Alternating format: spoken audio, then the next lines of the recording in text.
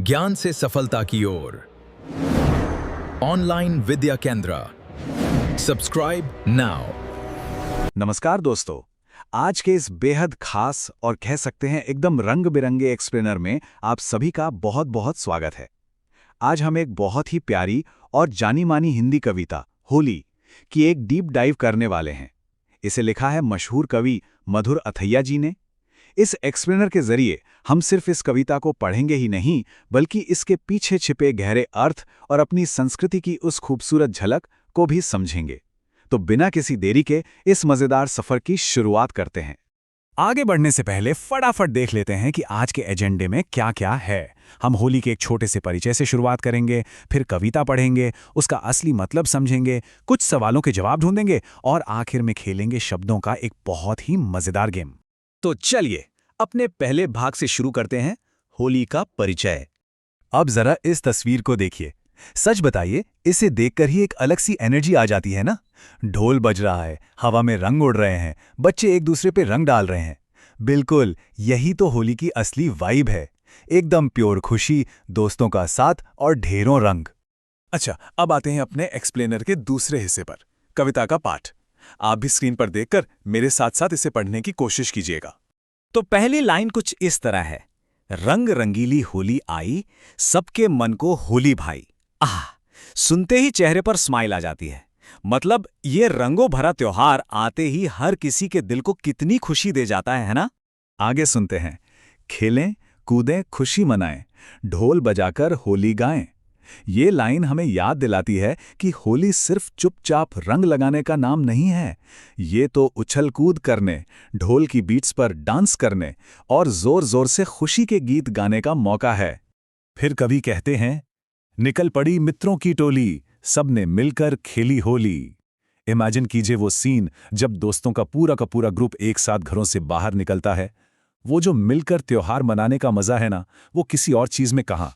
इसके बाद आता है मेरा फेवरेट हिस्सा, आओ लाल गुलाल लगाएं, पिचकारी से रंग उड़ाएं। यहां ध्यान दीजिएगा, हमारे दो बहुत ही खास शब्द आए हैं, गुलाल और पिचकारी।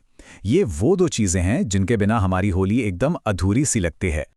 और फिर कविता का एंड बहुत ही प्यारे मैसेज के साथ होता है, सबको अपने गले लगाएं, होली का संदेश सुनाएं। ये खूबसूरत लाइनें मधुर अथैया जी की हैं। वो हमें बताना चाह रहे हैं कि असली होली वो है जहां हम सारे गिले शिकवे भुलाकर एक दूसरे को प्यार से गले लगा लें। सच में इसे पढ़ने में बहुत मजा आया। तो चलिए अब अपने तीसरे सेक्शन की तरफ बढ़ते हैं, जहां हम इस कविता के गहरे अर्थ और इसमें छिपी हमारी संस्कृति को थोड़ा और अच्छे से डिकोड करेंगे। अभी जो हमने कविता में पढ़ा उसे इस आर्टवर्क के साथ जोड़कर देखिए। एक तरफ ढोल की थाप और दूसरी तरफ पिचकारी से निकलती रंगीन पानी की धार। ऐसा लग रहा है ना जैसे कविता के शब्द एकदम से हमारे सामने जिंदा हो गए हों। अच्छा, अब उन दो खास शब्दों को थोड़ा डिटेल में समझते हैं। पहला शब्द है गुलाल। तो गुलाल असल में वो पारंपरिक सूखा और बहुत ही ब्राइट रंग का पाउडर होता है जो हम अपने दोस्तों और परिवार वालों के गालों पर लगाते हैं। ये सिर्फ एक रंग नहीं है, ये प्यार और स्नेह जताने का एक प्यारा सा तरीका है। दूसरा शब्द है पिचकारी। ये तो हम सब बचपन से देखते आ रहे हैं। ये एक तरह की ट्रेडिशनल वाटर गन होती है जिससे बच्चे एक दूसरे पर दूर से रंगीन पानी की बौछार करते हैं। पिचकारी से रंग उड़ाने वाला फील ही एकदम अलग होता है, फॉर श्योर। और हाँ, एक मिनट, खाने पीने के बिना कैसा त्योहार, सिर्फ रंग गुलाल थोड़ी होता है। इस कविता के कॉन्टेक्स्ट में हमें दो पारंपरिक चीजों का जिक्र मिलता है, पुआ और पकवान। मीठे मीठे पुए और तरह तरह के पकवान। सच में बात करते करते ही मुंह में पानी आ गया।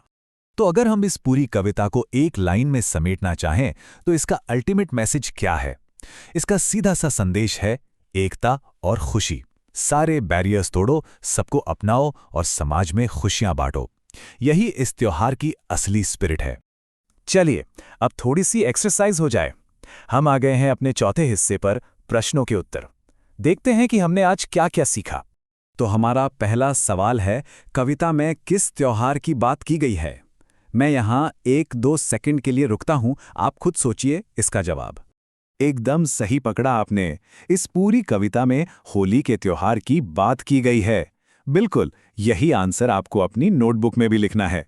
अब आते हैं दूसरे सवाल पर, जो मेरे फेवरेट टॉपिक यानी खाने से जुड़ा है। कविता में खाने की कौन सी वस्तुओं के नाम हैं? याद करने की कोशिश कीजिए, अभी थोड़ी देर पहले ही तो हमने बात की थी। बिल्कुल करेक्ट। वो दो चीजें हैं, पुआ और पकवान। इन दोनों पारंपरिक व्यंजनों के नाम आप आराम से अपने नोट्स में लिख सकते हैं।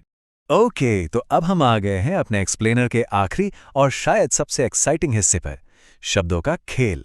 ये एक बहुत ही बढ़िया फोनेटिक गेम है जिससे हमारी हिंदी की रीडिंग स्किल्स और ज्यादा शार्प होंगी। अब जरा इन शब्दों के शुरुआती साउंड्स यानी उनकी पहली आवाज पर ध्यान दीजिए। पहले ग्रुप को देखते हैं, तीखा, तेज, तोता। ये सब त की आवाज से शुरू हो रहे हैं, राइट? लेकिन मीठा शब्द म से शुरू होता है, तो यहां मीठा सबसे अलग हुआ। दूसरे ग्रुप में देखिए, घोंघा, घंटा, घंटी, इन सब में घ का साउंड है, पर भोला तो भ से शुरू हो रहा है, तो भोला ऑड वन आउट हो गया। तीसरे में छाता, छ, छूना, सब छ से शुरू हैं, लेकिन बाग शुरू होता है ब से, तो बाग यहां सबसे अलग है ना? कमाल का तरीका शब्दों की आवाज पहचानने का। अब जरा इस प्यारी सी तस्वीर को देखिए। यह हमें क्या सिखाती है? यही कि कोई भी नई भाषा सीखना, उसके स्वर और व्यंजन समझना कोई बोरिंग काम नहीं है। ये बिल्कुल होली खेलने जैसा ही मजेदार, एनर्जेटिक और एक टीम एक्टिविटी की तरह होना चाहिए। तो दोस्तों, आज का ये एक्सप्लेनर खत्म करने से पहले मैं आपके लिए एक बहुत ही ज़रूरी सवाल छोड़कर जा रहा हूँ। अपने अगले त्योहार में हम इस कविता के इस प्यारे से एकता और खुशी के संदेश को कैसे लागू कर सकते हैं, इस बारे में ज़रूर सोचिएगा। मुझे यकीन है आज के इस सेशन से आपको बहुत कुछ नया और मज़ेदार सीखने को मिला होगा। हमारे साथ इस शानदार सफ़र में जुड़ने के लिए आपका बहुत बहुत शुक्रिया।